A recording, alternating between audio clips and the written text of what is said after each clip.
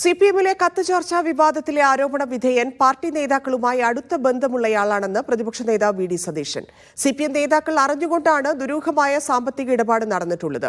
നിരവധി സിപിഎം നേതാക്കളുടെ പേര് ഈ കത്തിലുണ്ടെന്നും സതീശൻ പറഞ്ഞു.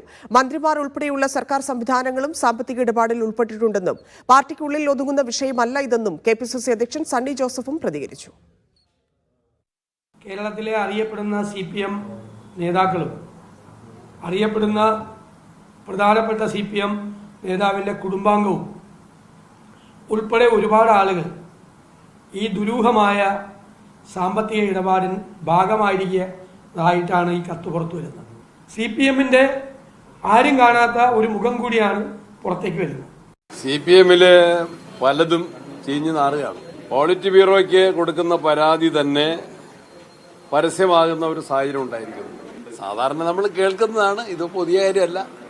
ഇടപെടാറുണ്ട്, സ്വാധീനിക്കാറുണ്ട്. വലിയ പണക്കാരുമായിട്ട് വലിയ ബന്ധം അവർക്കെല്ലാം ഉണ്ട്, നമുക്കറിയാം.